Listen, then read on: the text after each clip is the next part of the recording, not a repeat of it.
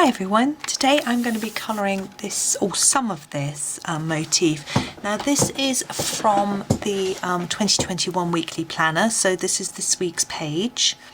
I'm not going to do all of it, but I'm going to be doing a limited colour palette, and I'm going to be using my Castle Arts Botanical set of pencils. Now I thought it would be really interesting, I'm going to start zooming in. I thought it would be really interesting to try them out on this paper because it's a little bit different to the paper in the colouring books. So I'm just going to sort of get going. I'm going to start with the bees. I'm going to do a few bees and a few flowers and show you what the sort of idea I had for the page, and then starting with the Terracotta Light on the edges of the bees here, just fading it in towards the middle, not completely all the way in because we're going to get a yellow and finish them off. Anyway, so I'm sort of experimenting with these to see how it works on this paper. So far so good. We'll do a little bit of sorry you can't see, I've got my camera in a slightly different position as well, so it's sort of more upright right from above. I can do it with this smaller book. It's harder to do it with some of the other with the bigger books, but I'm just trying it out to see how it works. And now I'm going in with the yellow. I'm going to use this Cadmium Yellow, it's a nice bright one, to bring the colour towards the centre of the bees' bodies. I want to try and leave a tiny white gap. It's quite hard for me to see as they're quite small and I can't get as close as I want to with the way I've set up my camera. So I'll just try and pull my chair a bit close to my desk.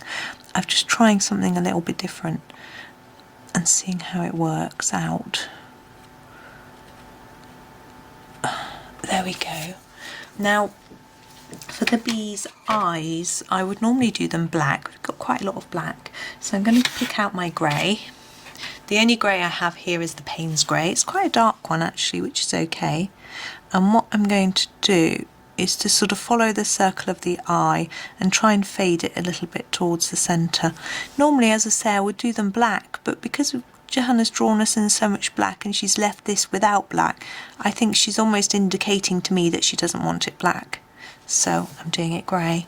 Now wings I'm going to do grey as well, but just a really light touch. So I'm doing this sort of line movement. So because I want more colour at the body, so if I push harder at the body and then pull the pencil off the page as it goes towards the end, you can see the wing is lighter at the end. And we'll do the same here. Just try not to press too hard because this pencil is quite sharp. It would make quite a, and it's quite a dark grey. This way's a bit awkward for me going in that direction, but I can't move my book now, it's all set up. But there, it's not too bad. I would have done it better had I turned the book, but you can do a better job on yours. So now flowers, what I've decided to do, I had an idea and it's left my brain. I'm going to definitely want to do some orange flowers. Now in this set I've got the Cadmium Orange, and I was going to pop it together with a bit of the red ochre. This is sort of orangey red, I seem to remember when I tried these out before. So I'm going to start with the orange and then add some red bits and bobs. So you'll see what I mean. Now my idea for this was to take it darker around the edge of everything and then make it lighter towards the centre. And I should do the same with these. I'm going to ignore the fact that there's a line drawn around the edge. I'm going to just treat it as if that line isn't there. You could do that line a different colour, but I'm choosing not to. And I'm just seeing how well it's not. This paper isn't as nice as Johanna's books. I feel like I wouldn't be able to get quite so many layers on. if I wanted to layer up a bit more, but I don't think that is unexpected, as it's a thinner paper, and I certainly think that's not a reflection on the pencils. I find the same thing with any brand that I use in this book. I'm just checking, you can see I didn't properly check that this was in shot, which it fortunately is, and you can see the centres are lighter. That's what the effect I decided I was going to go for with the petals, because I often do all my petals in exactly the same way, so I thought it would be nice to show you how they might look in a bit of a different way. We're not going for realism here. It's the flowers are all drawn in different ways with pretty little details, and there are no flowers that really look like that, so I'm just having fun with it really. And also this picture interests me because it doesn't come from any of Johanna's books. This is the first year I've ever had a planner, so I don't know whether that's normal for her to do a unique picture, just one in the planner, or whether this has come from something else that she's done. I really don't know, but it's quite interesting that I'm sure it looks very much like the style that she used in Secret Garden to me, but it isn't in there. So I did have a look and try to find it, but it isn't, so I don't know where it's from. But I find it quite fun that it's one that I have not coloured before. I do find it fun colouring things I've not coloured before. It's exciting. That's why I'm really enjoying the new book. But I still also have great fun in recolouring things that I have coloured before. And what I try and do is not look at them, not look at my original version, recolour it, and try and leave a significant period of time between when I first coloured it and then when I'm doing it now, and then go back after and have a look and compare and see. Now, this is great for various reasons. I'm going to leave that line, I'm going to do that red, and I'm going to do this bit in orange, but I'm going to go over the top of that bit and I'm going to colour it over in red after, because otherwise I think it's going to be too tricky because it's too small. So anyway, what I find interesting is you can see if you've improved, which I always do, which is fantastic, and it gives you a little buzz to know that, oh, talking of bees, buzz, haha. Gives you a little buzz to know that you have improved, which is lovely. But also I find it fascinating that sometimes I choose identical colours to the colours I did it the first time. It makes sense when you're doing, say, I don't know, a pumpkin. It's going to be orange, it's probably going to be the same colour. Or, you know, I tend to do leaves green, a bit boring, you know, like that. But when it comes to a sort of more abstract picture like this, it's not abstract, but there's lots of flowers, it could be any colour. I'm going to grab my red ochre and do these highlights. You know, it's interesting if I do the same colour. So here I want to go darker down here and lighten up towards the top, just to give it a bit of a shine, I suppose. It works better, this effect, with a more vibrant colour, and these pencils are nice and vibrant. I'm not pressing particularly hard. I mean, I have got a heavy hand anyway, but I think they're definitely more vibrant than, let me think, they're probably as vibrant as the Arteza Premium that I've got, but they're definitely more vibrant than the Ergosoft or the Noris. They're Staedtler ones. I think they're more vibrant to me actually than the polychromos as well. And the colour range is certainly quite different.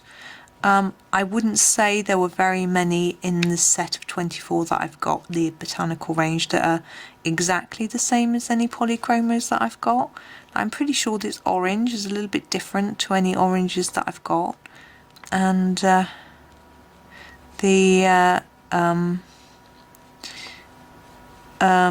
the greens and things are a bit different, I reckon.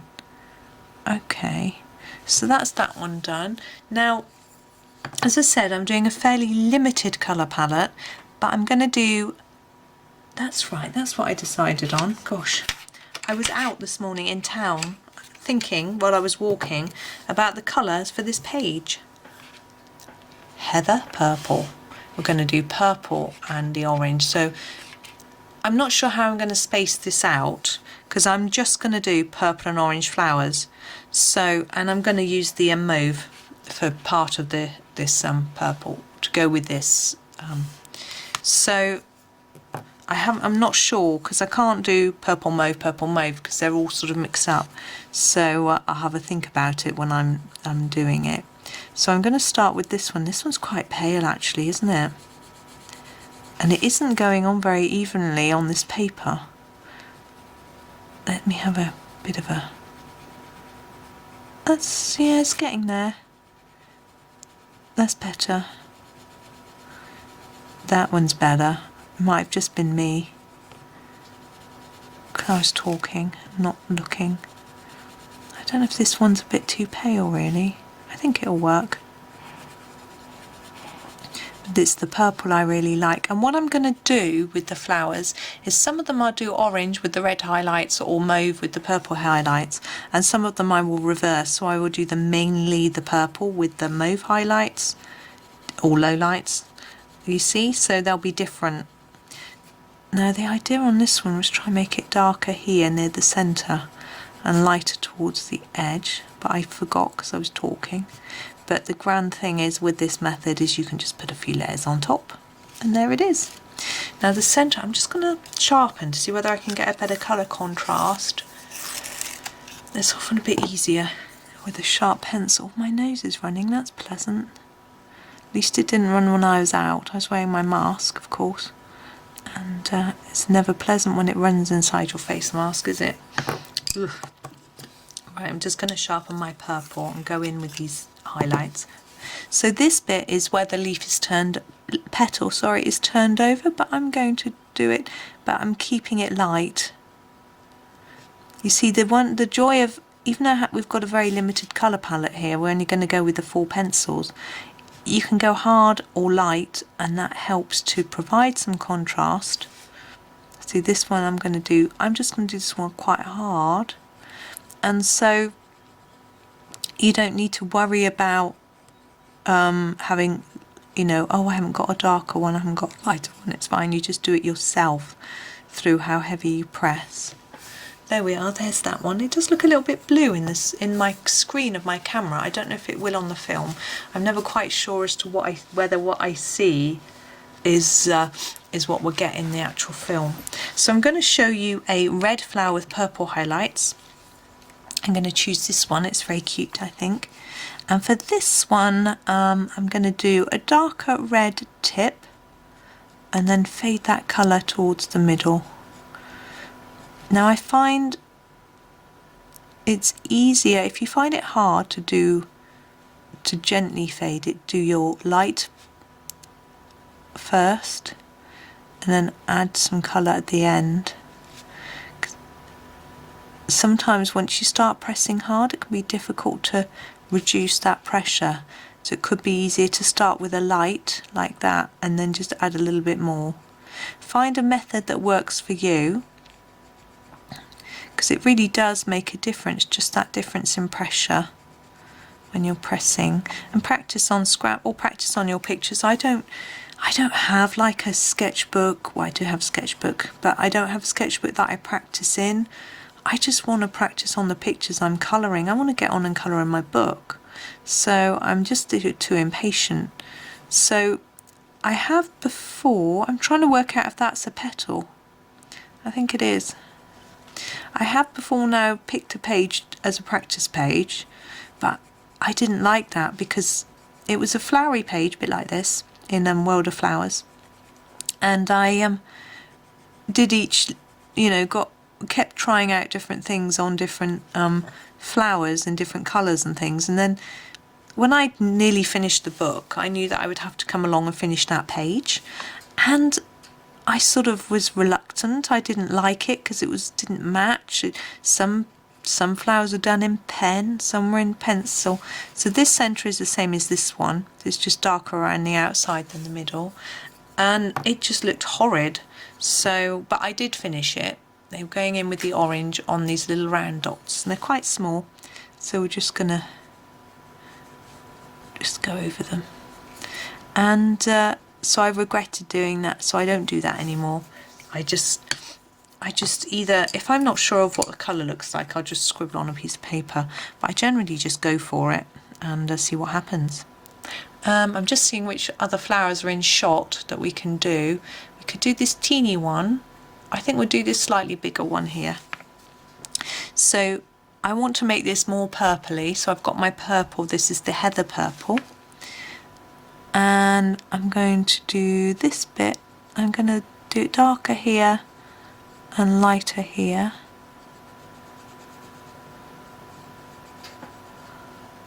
There we go. And the same on every petal. So I'm just adding more layers of colour up here.